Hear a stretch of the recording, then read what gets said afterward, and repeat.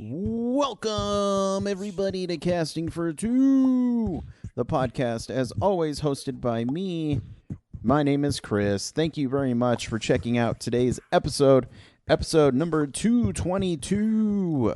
As always, Shop Talk comes first. If you would love to sponsor the show, it's not sponsor, but support the show, you can always find me on Twitter and Instagram, both at Casting for Two. Leave me a little comment, tweet, the Insta post, whatever you want. And of course, the podcast does have two sponsors, Comic Bento and Spensa Box. Go to their websites, use the links below, and use the promo code CASTING2. That's the word casting and the number 2 to get yourself some discounts on awesome stuff. Comic Bento, of course, is a monthly comic book subscription. And the Spezza box is a nice man's accessory box. I know they just gave out a watch in October's box, and it's super awesome and looks nice. So, and it's $20 a month for that. I don't know how much it is. I'm sorry. But anyway, go and sign up. My guests for today are from Oklahoma City. They're in an awesome band, a band called Monikers. I got Ben Rowland and Clay Milford. Sorry, my bad. And they have a new album right out. Oh my gosh, I can't talk today. They have a new album called Paranoid, which is available on all digital platforms, including Spotify, Google Play Music, iTunes, all that good stuff. So, and it's a great listen. When I first heard it, I go, yes, please, I got to talk to these guys because this album is great. And you know what? Why don't you guys just listen to me chat with them, all right? So sit back, relax, and Chris, cue the music, please.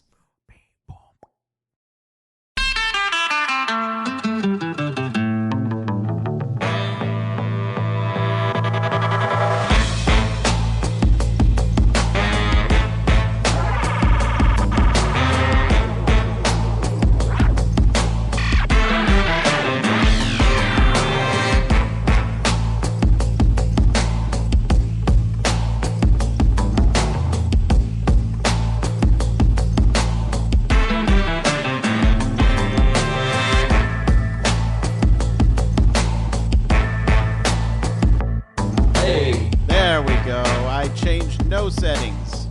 All right. Okay. How's it going? That's going well. And yourselves? Great. Doing well.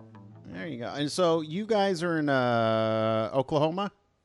Yes, sir. How is it over there? I've only driven through it once. That's usually people's answer. Yeah. About Oklahoma. They've either drove through it or flown over it. Yeah. It's good. It's raining today, just, a little window inside our lives today. But, no, it's awesome. I mean, OKC's been growing the last 10, 15 years. I mean, obviously, you know about the Thunder and the recent acquisition of the players. You might have heard a thing or two about that. But Carmelo. Yeah. There's kind of a joke in Oklahoma City that there's a new restaurant here every week. And so a lot of good places to eat. And, yeah, more and more things to do every week. So it's a blast. Nice. And are both you guys born and raised? Yep. Yes, sir. Okay. Now I'm just curious. Was there any, is there any talk of like, you know what, we need to get out of here? They were to try to hash it out here, I think, basically. Yeah. There has been. I mean, a really popular one for people from here is Austin, just because it's 5.5 hours probably south of here. Yeah. For a drive. Then Nashville is just east a little bit. And, that's a discussion that we've had, but it's one of those things that it's like, if we could possibly do this thing from here, then why not just do this thing from here, The way social media and the internet is, people have done it before, but it's just the question of, is the opportunity there when because, we recognize we're in a small market city. We're not foolish, but no, we've had those conversations. Gotcha. It's just because I am always fascinated And just kind of, I think it's great how these people are you guys in your situation are just like, you know what, let's stay local, let's stay here, let's stay home, and I think it's cool. I really do. Yeah, thank you. We definitely have wanted to kind of do little mini tours and kind of stretch out, into kind of college towns like Lawrence, Kansas, and Austin, for instance. So we've definitely wanted to play out in other places, not just play here locally, things like that. And Tulsa is just 2 hours northeast of us, and that is also actually a great little music and arts city. And so that's another place that we kind of feel a little more encouraged staying in our home state, and keeping a base. But yeah. Nice. And so when did you guys realize that, I understand it's probably going to be separate answers, but when did you realize that music was something you wanted to pursue? I'll let Ben answer this one first. I always wanted to do music. I played classical piano most of my life, and I always wanted to be in a band, but most of my friends growing up were not musicians. And I started recording when I was about 20, and then I met Clay at the bank we were working at, and so it was like, hey, you want to start recording some stuff together? And then it was ending up being a recording. We're going to be like a recording group at first, and then we got asked to play a show. Then I guess the band kind of formed. But I've always wanted to do music my entire life. I just didn't know it was easily accessible until I was about 20 years old. Gotcha. For me, it's kind of been these little, it's almost like a line graph. I've had this steady incline as my life went on, but with peaks and valleys. I started guitar when I was about 9 years old, and then I kind of quit because it was hard, and I was like, I wanted to be like an all-star right out of the gate. So, and that didn't happen, And then when I was 10, I saw School of Rock. School of Rock came out when I was 10, and I was like, whoa, I need to be a part of this. That movie kind of because I was always into music that my friends weren't into. I was into Santana really heavily when I was little. And it kind of reaffirmed like, hey, it's cool to be into music that, you weren't alive for. And so that was one. But for sure, in 2013, the summer of 2013, I was in this traveling worship band, actually, that was attached with my college I was going to. And just the opportunity, being able to literally my only job be day in and day out, wake up and play music, and then tear down our stuff and then go to a different town and wake up and play music. That to me, I've never been happier than when I did that. And so that was when for sure, 2013, I was 20. Mm-hmm. Yeah, that's when I was like, okay, I want that to happen for real. Nice. It's funny you say School of Rock because I remember seeing that movie and legitimately being blown away by it just because it lived up to the name. Oh yeah. It's I had that soundtrack actually on CD, and that soundtrack is spectacular. And then the movie itself was just awesome because the concept, obviously, you take a Jack Black movie at just you take that movie at face value, you're like, this movie's ridiculous and silly, but really it like inspired me for like a lifetime. I mean, it really, really did. So yeah, it's a great movie. Nice. And so after you guys, met up with each other and decided not to rob the bank you guys were working at, what were you guys at all nervous to start writing music together? No, I don't think we were nervous. I think it was more because we met in 2012, and we were 20. 2012, we were 20, and we worked together for about a year, and we always talked about making music together. And I don't think we were nervous because we're kind of into different styles. I would say I'm more rock and blues oriented, and Ben, he's a classical pianist. He's into that, but he's also really into electronic stuff. Mm-hmm. And I am too, but he's like really steeped in it. But we talked about it in 2012, And in 2014, we had both quit that job, moved on to other things, but we stayed in contact. And in 2014, he was like, or I texted him, and I had been working on just some solo kind of disco-y, dancey stuff. And I was like, hey, would you want to like kind of lay down some synth stuff on this and see what we can do with it? And he was like, yeah, sure. You want to meet up this weekend? I was like, yeah, absolutely. And then he didn't text me back for like 2 years. And then in 2016, so last May, he texted me back and said, hey, we still on for this weekend? And I was like, yeah, sure. And it was about the same time of the year, I think. I think it was about May to May, so 2 years later. And I think at that point, you know, we knew each other decently well, and we were just excited to see what we could put together. I was interested to see how I would do personally, messing around with more electronic vibe stuff. Mm-hmm. Because at the time I was playing in like a more garage blues rock band, and I had never I'd done little electronic stuff, but it was more instrumental stuff, just me messing around. I had never really kind of focused on that and said, okay, our genre is, you know, the indie dance pop kind of craze.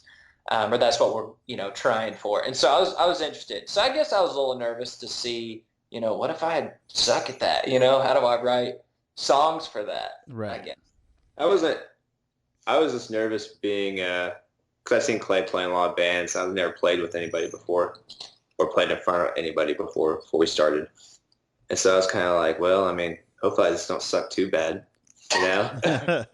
So, but our first Glacial Pace, our first song we wrote, and the first time we met up again. So, I mean, from there. Yeah, it came together in about 30 minutes. Yeah. Nice. And so you guys have, now is your album released, or do you guys just have a bunch of tracks out? No, the album is released. Okay. Yeah, we released it September 8th, so it's been out for almost a month. Nice. And so when it was time to come together and, you know, the process of making that album, was there one song in particular that you were like, you know what, it's not working, we need to figure something out? Like a song that didn't make it on the album? Oh, no, like a song that made it on the album that just took a little bit extra time to figure out. Yeah, absolutely. There was a song called Zoo that we just almost left off the album. And we were going through some major mixing issues just because we were kind of thinking, you know, like it's this kind of, when I kind of pitched the idea to Ben, I was like, hey, there's this really Inception-y like bass sound that I want you to hear. Cause I don't know, that's what I refer to as like this kind of just pulsing big, huge bass sound. Mm-hmm. And I had this just gigantic song in my head. And the first time we ever laid it down, we were just like, this is not working. It seemed flat. It just didn't have the life that we really wanted it to have. And then it's just kind of cool sometimes the way things come together. You know, sometimes you're really down on something, and then the next day, after walking away from it for a day, you come back and you're like, oh my gosh, what if we do this? And all it took was you know, I mean, it's really weird how small things can totally change a song. There was, you know, this kind of pre-chorus part that we dropped the drums, kind of put some filter and reverb on it, and then that really accentuated the kind of explosion into the chorus. And so, yeah, Zoo was one of those songs for sure. It turned out really cool. I mean, and it turned out to be one of our favorite songs off the album, actually. Yeah.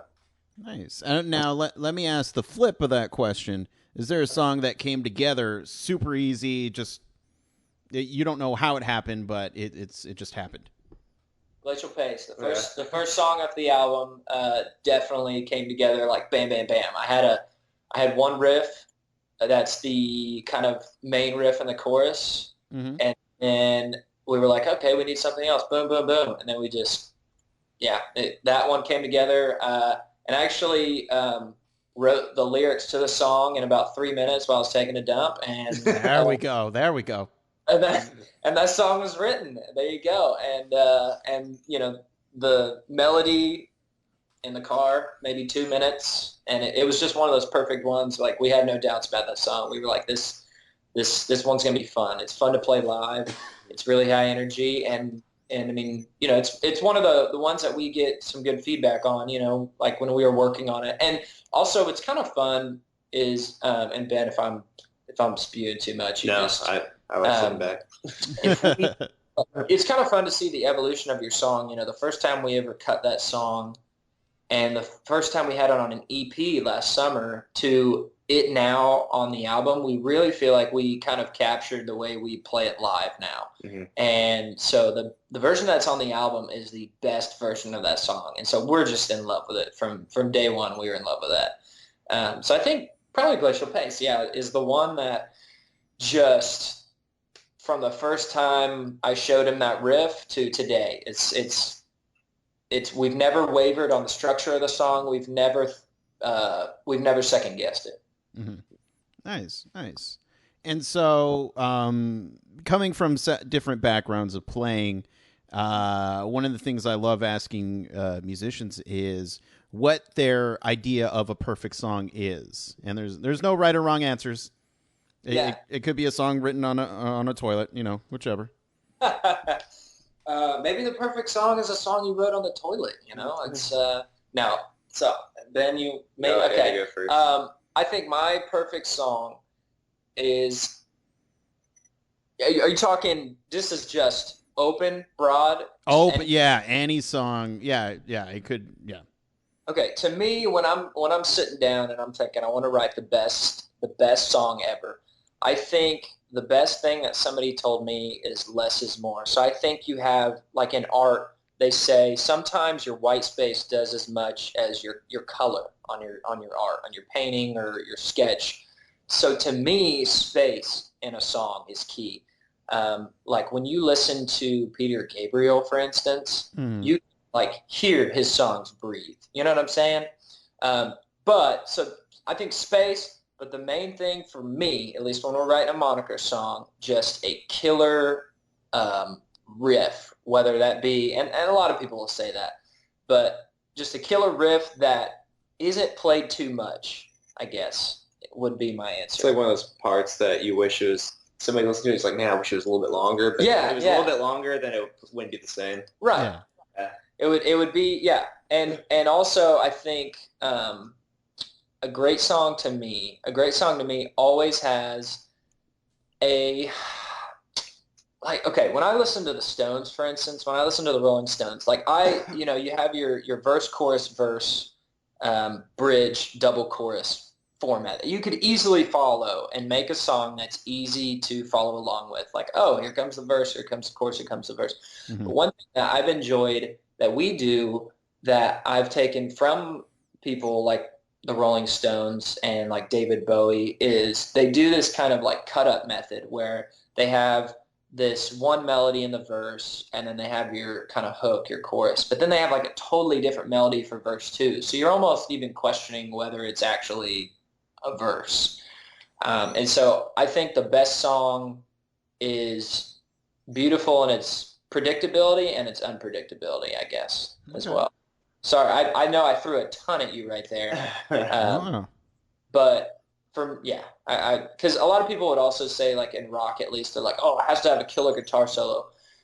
You know, I used to think that, but honestly, I don't think a great song needs to have like a killer solo at all. Our song "Razor Thin Skin" doesn't have a guitar solo, but the guitar, the bridge part, absolutely, is awesome. Yeah. But man, I'll be honest, that's a really good question because that's so hard to answer with just one little phrase. But yeah, I would say one overarching principle: killer riff, relatability for the common man and the common musician, and just something. Man, I just you know. But yeah, I'll leave it at that. I'll leave it at that because I could talk all day about that, I guess. Well, yeah, and are there? And again, feel free to name examples. Okay.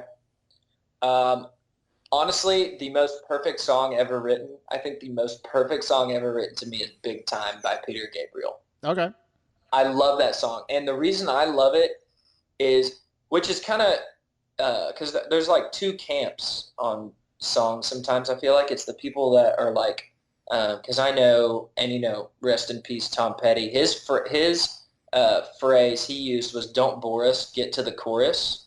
And Yeah. that is like true. It's like sometimes when you listen to a song, you're like, okay, keep my attention. Give me like an 8-measure verse and hit the chorus real quick.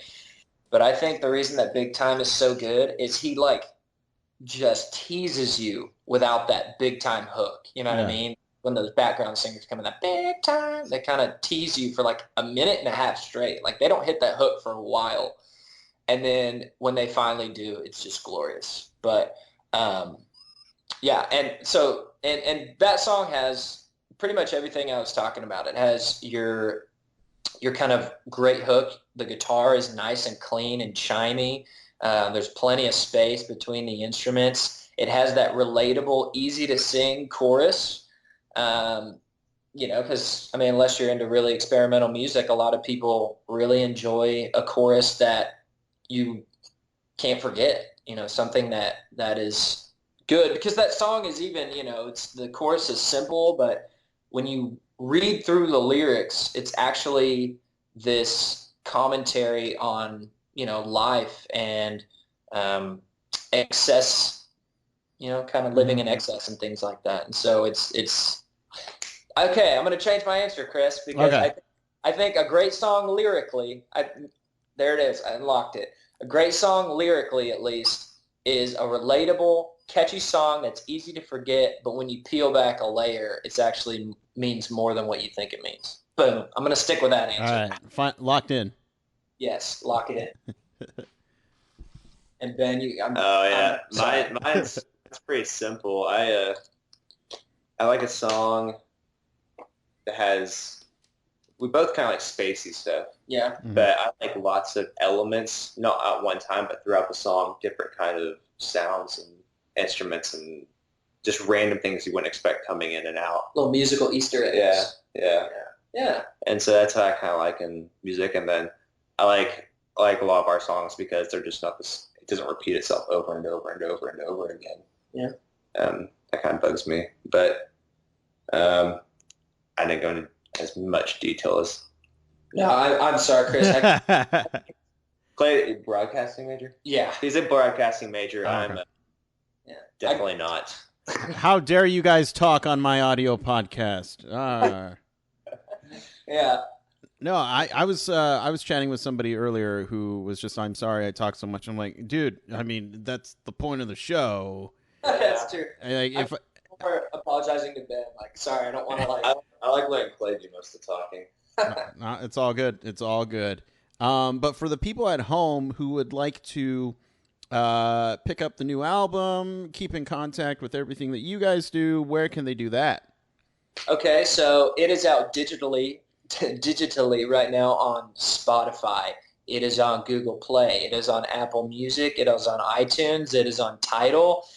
We have it for free on SoundCloud if you want to listen on SoundCloud. And later this year, actually, we will be releasing it on vinyl as well. And we should be having a couple of bonus tracks that aren't on the digital album that will be on the physical album as well. Nice. Yeah. And then for people who can follow you online? We are on Twitter and Instagram and Facebook. It is all at Monikers Band. At Monikers Band. And Monikers is Monikers Band, B-A-N-D. And it's the same thing for Twitter, Instagram, and then Facebook. We have a page. It's just / Monikers Band. We're probably bigger on Instagram out of all of them. We're very active on Instagram. We do a lot on Instagram. But Twitter as well. I'm usually... We both kind of work the Instagram. I more work the Twitter, and then Facebook we both do. Nice. Now, were there other band names that you guys came up with before settling on Monikers, and were they horrible? Yes, probably. Actually, Glacial Pace was an original band name. Yeah. Mm-hmm. Yeah. Yeah. But then I guess we decided to turn it into Clay had the idea of monikers, and Yeah. I'll let him explain why. Well, Glacial Paste was an idea originally because it's actually from The Devil Wears Prada, the movie. Oh, of course. She says there's a line where Meryl Streep looks at Anne Hathaway and she says, if you insist on moving at a glacial pace, then, something. And I just heard that phrase, glacial pace, and I was like, ooh, that's kind of cool. And coming up with band names is like the worst thing of all time. And because, they all sound dumb at their inception, and then maybe they don't sound dumb later on. Yeah. But they always sound dumb to you when you come up with them. And Monikers was one I just thought, I was like, hey, coming up with band names sucks. So let's almost make a joke out of it and call ourselves Monikers because, essentially we named ourselves nickname or band name because, you have a moniker. Like an artist might call themselves a name that, like a stage name, I guess, is we basically named our band name stage name, like Monikers. Mm-hmm. And I guess I added the S because I had seen other bands like Borns or FKA Twigs, and for some reason I just thought an S on the end of it looked better on print, or it just sounded better to me. Like saying Monikers sounded better than moniker. I don't know why, but it does sound better. Monikers to me just makes more sense. There you go. Well, thank you, boys from Monikers, Ben, Clay. Monikers. Yeah, no, you're right. It sounds better. Yes, sir. Yeah, that's better. Okay, I'm rebranding Casting for Twos. Casting for Twos. And people think it's like 2x2. It's like just a bunch of duos at the same time. Exactly. But thank you so much for sitting down and chatting with me. Anytime you want to come back, just say the words, all right? Hey, man, thanks a lot for having us on. We will for sure check it out and be sure to tell everybody about Casting for Two. Casting for Twos. Casting for Twos. Oh, I'm so sorry. I'm looking at the logo, So. I need to change the logo first. But yeah, we'll get that done. Hey, thanks a lot, Chris. Thank you, and have a wonderful day, all right? You too, man. All right, bye-bye.